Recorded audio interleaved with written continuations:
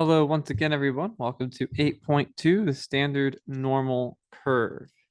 So there's a lot to talk about here. Really just more informational than anything. So hopefully you can gather all this and keep it stored somewhere in your brain nice and safe. So the standard normal curve, the standard normal distribution is a normal distribution with a mean of 0 and a standard deviation of 1. We're going to get all into that in a lot more detail a little bit later. It is important for a number of reasons. It allows us to compare values from normal distributions with different values using their z. Hold on, just disappeared on me. Using their z-scores. Now, z-scores is something we get into in 8.3, so we'll get there in the next section. Z-scores. It makes finding probabilities from a normal distribution easier. All right, now here's how it kind of works. Now, the area underneath the normal distribution, so let me kind of just sketch one out over here. So just imagine a normal distribution. This area that's underneath it, okay, that I'm not really doing a very good job highlighting, but this area underneath it is equal to 1. And it always is. Every normal distribution, every distribution has that area underneath the curve equal to 1. So but the way to calculate that area uses calculus. And that's what this kind of formula is for, in a way. You don't have to know this formula, and you certainly don't need to know any calculus, because, well, let me put it this way. Hold on, I'm trying to erase this. Every normal distribution can be different, right? Like you can have distributions with all different types of means, all different types of standard deviations, right? But what the standard normal curve is it converts any normal distribution with any mean, with any standard deviation, to a standardized scale. That standardized scale has a mean of 0 and a standard deviation of 1, right? So each standard deviation is the distance of 1. Basically, imagine this, right? Imagine you have a normal distribution, let's say, that has a mean of 35 and a standard deviation of 6, right? So 41, 47, right? 53, that's 1, 2, and 3 standard deviations. And then 6 downwards, you do 29, 23, and 17. Right? That has a mean of 35 and a standard deviation distance of 6. But as you know, the mean is in the middle. We talked about this before. And this is just known as 1 standard deviation, 2 standard deviations, and 3 standard deviations, right? Such as this one's -1 standard deviations, -2 standard deviations, -3 standard deviations. So we'll learn a formula next time on how to convert these numbers into this. Now, a z-score, again, we'll talk a whole lot more about this in 8.3, but a z-score is essentially just a way of saying how many standard deviations something is from the mean. So in this example here, as you can see, 41 is 1 standard deviation from the mean, right? You can see that measurement down there, right? So its z-score is 1 to indicate that it's 1 standard deviation from the mean, right? Something like 38, right, which would be here somewhere in the middle. 38 is obviously halfway between 35 and 31. 38 would have a z-score of 0.5 because it's half a standard deviation away from the mean. So a z-score is simply kind of a way, and we'll repeat this next time, simply kind of a way of referring to how many standard deviations.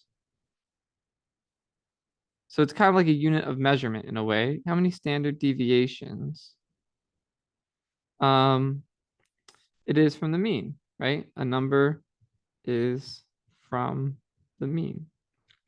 It's basically what that translates to. Um, so when we said here that it's making probabilities easier, somebody has already discovered all the different amounts of probabilities on this scale, right? Imagine again, you convert any normal distribution, any mean with any standard deviation down to this 0, 1, 2, 3 scale. And again, all this scale really indicates is 1 standard deviation away, 2 standard deviations away, 3 standard deviations away, but it uses these numbers, right? It uses essentially the standard deviation amounts instead of the original values. And there's a table that'll help us find the probabilities under each within certain ranges. So like if I wanted to know the area from negative 1.5 standard deviations to negative 0.5 standard deviations, if I wanted to find how big this area was, somebody's already done the calculus for this. And they have all that information listed on a table, listed on a chart. And all we have to do is go to that chart, use it, and find the area. So we don't actually have to do the calculus ourselves, if that makes sense, right? Because if we had these numbers, we'd have to do the calculus ourselves. But because we can convert it to a standardized scale, a scale in which somebody has already done the calculus for us using these numbers, then, and all that information is just provided for us on the table, it makes, like I said, finding the probabilities easier because again, all the calculus has been performed. It's on a sheet of paper. And all we got to do is reference it, kind of just like a reference sheet. We don't have to do the calculus ourselves. So going kind of back to saying more about all that. These are two normal distributions, right? They look very different. But the main thing I want to remind you is the area underneath the entire curve is equal to 1. So from end to end, which technically goes to infinity, but anyway, end to end, the area underneath this entire curve is 1, and it's the same here as well, right? So the total area equals 1 to represent 100%, basically. So, the area of the first half, like all this stuff over here, right? This area would be 50% or 0.5 would be the area of it. Now, what this graph is indicating is it's sort of picking a generic A and B and showing that this area here in blue is the same as this area here in blue.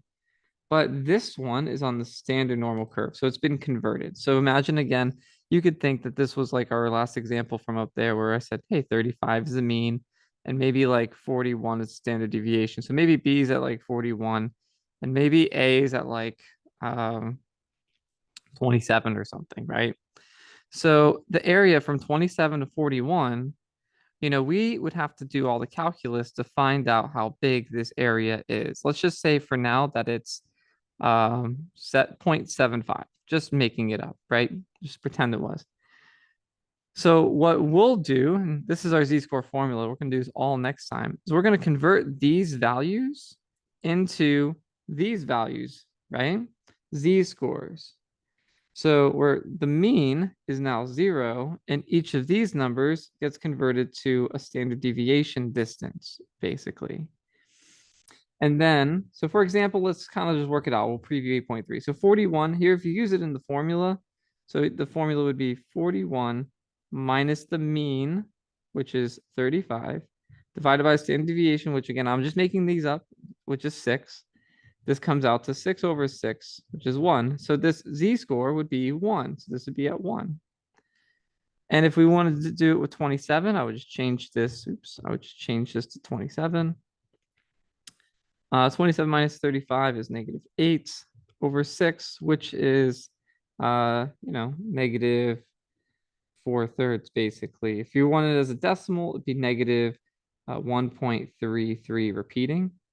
So this would be at negative 1.33 standard deviations. And like I said, there's a chart that we'll see next time that tells us the area from negative 1.33 all the way to 1. So we could either do the calculus ourselves using these numbers or use the chart using these numbers. Obviously, using the chart is going to be a lot easier. But the area is the same, right? This would still be 0.75. Again, just making up these amounts just to kind of get the point across. Once we get to some real examples in 8.3, we'll really dive into it a whole lot more. But for now, I'm just trying to explain the concept to you of how it works. Okay. Basically, the long story short is you could take any normal distribution and convert it to this one, which is, like I said, on a standardized scale of 0 is the mean and standard deviations as 1.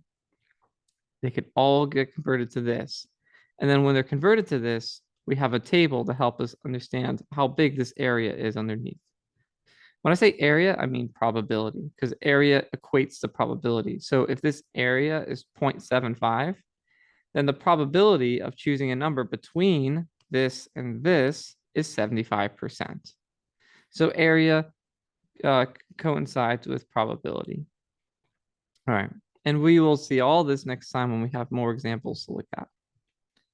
All right, and then finally, what is the difference between the two normal curves? Explain how the graphs change as a result of the difference.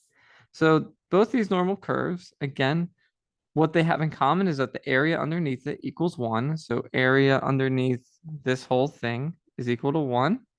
And the area under this whole thing is also equal to 1.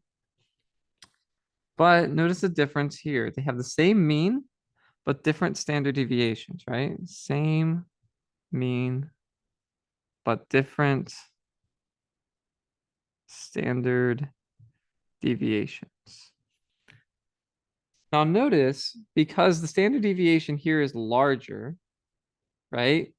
This graph is shorter. Because if it's wider, it'll have to be shorter because remember the areas are the same. So if it's more spread out, it's going to be a little bit lower down. Whereas this one, as it's not as spread out, it's going to be taller to make up for that area, right? It's compensating a little bit to have the same amount of area in a shorter width. It has to be taller, right? So again, the area has to be the same. So if it's more spread out, the peak here will be lower. If it's less spread out, the peak here will be higher. So because graph A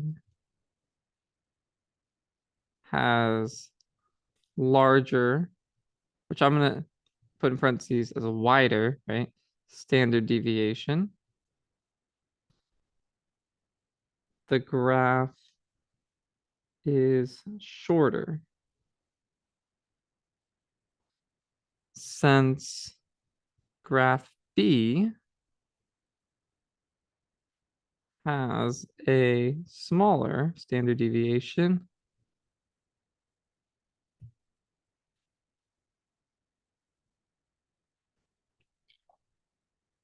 the graph is taller. When I say smaller, I mean, again, narrower, right? All right.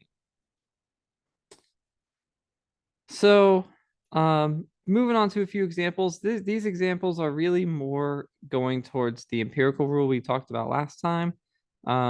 We'll do a lot more stuff with z-scores and when we get to 8.3.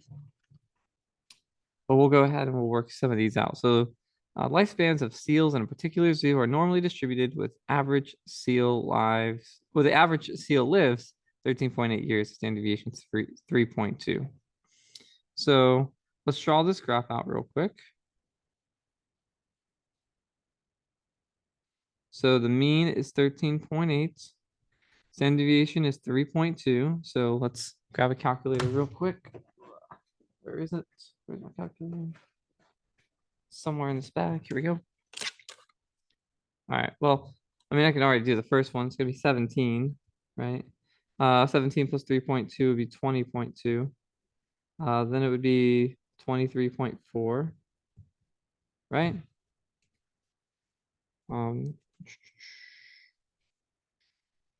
Let's see what we go down to.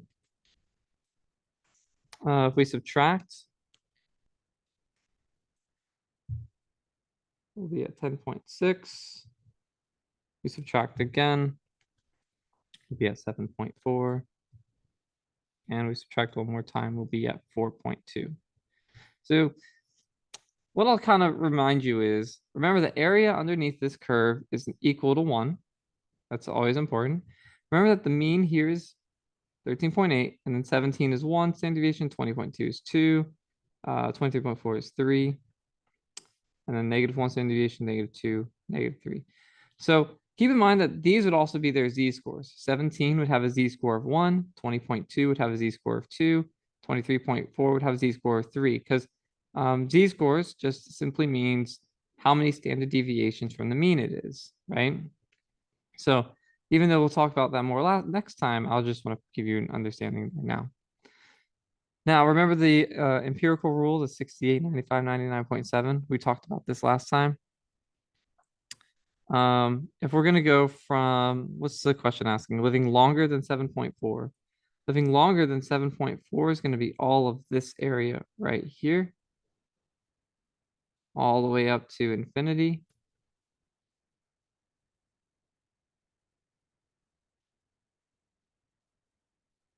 Right?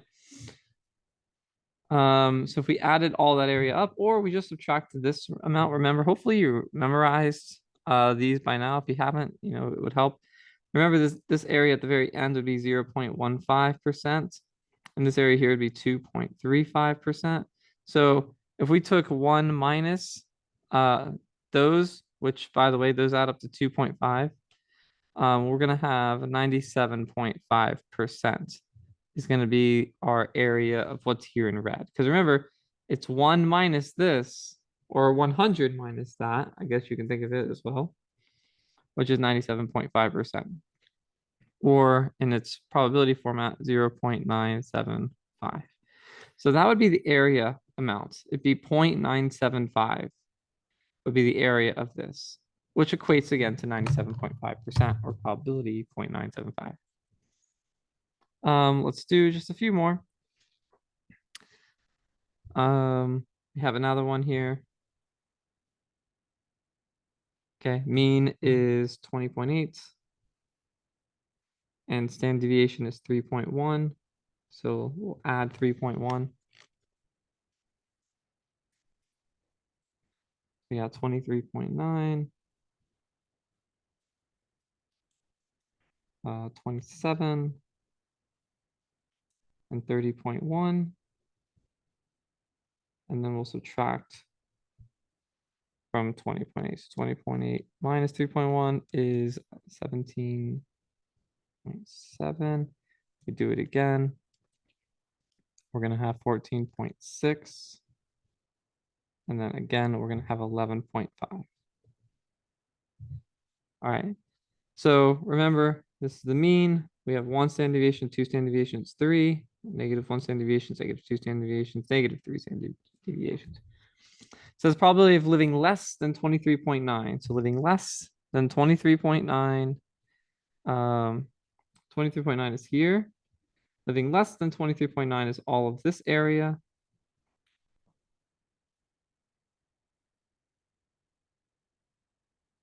The way I would compute this is I would remind myself that this area right here, all to the left, right? This right here, if I added everything, I can add them all up, right? The 0.15, 0.2, the 2.35, the 13.5, the 34, but I already know it should be 50%, right? I know that whole left side's 50%, and I know that this part right here is 34%, right? If I remember my empirical rule from 8.1. If you don't know what I'm talking about, go back and watch the 8.1 video. But this adds up to 84%. So that's how I compute it. There's multiple ways of computing it. Essentially, all you're trying to do, remember, is just calculate how much area we have underneath here. And again, we're using the empirical rule information we saw from 8.1 to do that. So again, go back, watch that video if you do not remember what I'm talking about. All right, let's do a couple more examples and then we'll pack it up. So here we have a mean of 22.4, a standard deviation of 2.7. So this will be 25.1. 27.8 and 30.5. So again, all I'm doing is just adding 2.7 each time to go from the mean. So 1, 2, and 3 standard deviations. And then I'm going to do the same thing just backwards. So I'm going to subtract. So 22.4 minus 2.7. So we have 19.7 here. We'll have 17, of course, here. And then one more time, we'll have 14.3. So it says between 27.8, find the probability between 27.8 and 30.5. So that's just this little region here. Again, using the empirical rule we learned last time, we know that this area equates to 2.35%. And that's it, because that's the only little sliver we needed. So 2.35%. All right. And then one more to wrap it up. We have the mean of 20.8. Did we do this one before? Yeah. So it's the same numbers here. So 23.9.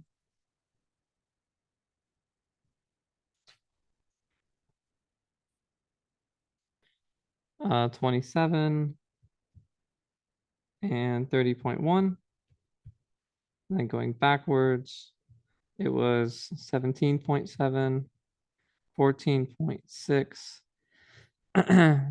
and 11.5.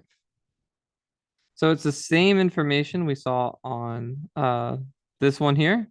So it's the same number line, but it's a different question though. The question here, instead of asking, what did it ask before? Less than 23.9. This one's asking longer than 23.9. Okay, so it should be the opposite, right?